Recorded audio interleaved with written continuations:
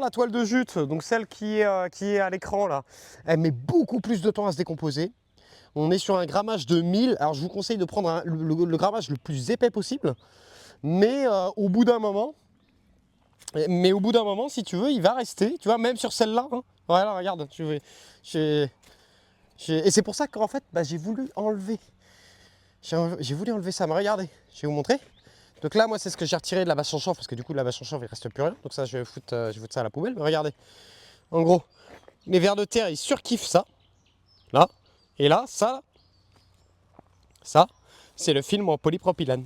Voilà, qui est photodégradable. Donc en fait, moi, je voudrais la bâche, mais sans le film en polypropylène. Sans cette merde. Sauf que, bah, c'est compliqué. C'est compliqué. Voilà. Donc si vous connaissez quelqu'un qui fait de la toile en jute sans film polypropylène, n'hésitez pas à me l'indiquer. Mais pour l'instant, j'ai trouvé personne qui fait ça. Alors, j'ai eu des sites qui visiblement, ça serait 100%, pas de film polypropylène et tout, mais ça m'a proposé des rouleaux de 25 mètres à 500 balles. Donc c'est pas la peine. C'est pas la peine. Mais fais chier quoi. Fais chier quoi. Tu veux essayer de trouver quelque chose de bio et ils te foutent quand même ça quoi.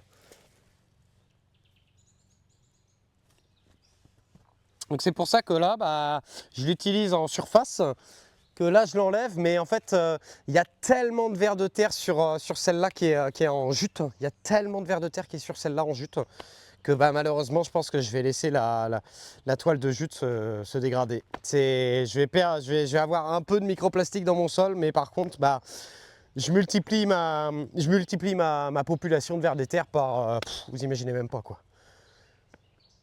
Vous imaginez même pas comment je multiplie comment je multiplie la population de vers de terre.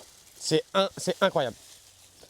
Et à la limite, je pense que par la suite, il restera en fait plus que le polypropylène que je pourrais enlever en gros morceaux.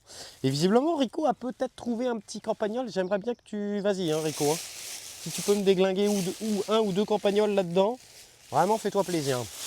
Alors là, j'ai utilisé en fait une épaisse couche de feuilles mortes. En dessous, vous avez du compost. Et là, ce qui est bien, c'est qu'en fait, bah, les vers de terre, ils sont à la fois dans les feuilles mortes et à la fois sous la bâche en toile de jute et sous le compost. Donc vraiment, c'est un... Là, vraiment, j'ai plein de vers de terre. Ah, j'ai pas mis longtemps. Bah non, elle était proche de chez moi, ouais. Heureusement. Donc je vais laisser ce paillage là. Là, j'ai enlevé le plus gros. Écoutez, tant pis pour le reste. Hein. De toute façon, on ne pourra pas faire sans plastique, les gars. Alors, il y a un petit escargot là qui va dégager chez le voisin. Voilà. Et puis, bah écoutez, mais même dans celle-là, il y a des petits vers de terre, tu vois, il y en a un qui est là. Mais bon. Ça, voilà ce qui reste à la fin, qu'une fois que les vers de terre ont tout bouffé. Donc en fait, les vers de terre, ils adorent la cellulose. Et donc là, le truc en jute, bah ça, c'est juste sublime. Parce que, en plus, qu'est-ce qu'ils bouffent les vers de terre? Ils vont bouffer les champignons.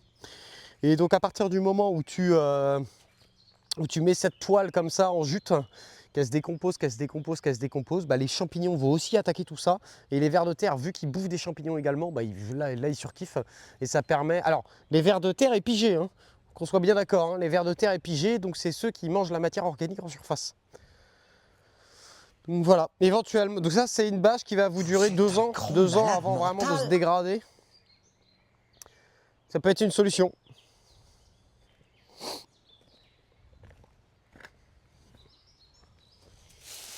Et du coup, je suis en train de me poser la question, est-ce que c'est pas mieux si tu veux d'acheter de la bâche ou si c'est pas mieux d'acheter du copeau de bois comme j'avais là, du copeau de bois en piquet de châtaignier d'ailleurs qui s'est fait bouffer à une vitesse folle là. Et je pense que je vais recommander un camion hein, les gars. Je pense que je vais recommander un camion. Hein. Je m'étais fait livrer parce qu'entre de la bâche, si tu veux, entre guillemets biodégradable alors qu'elle ne l'est pas vraiment et qu'il y a un film en polypropylène et genre 4 rouleaux ça me coûtait 200 balles mais sauf qu'avec 200 balles bah, le carton malheureusement BDP malheureusement le carton les gars vous savez pareil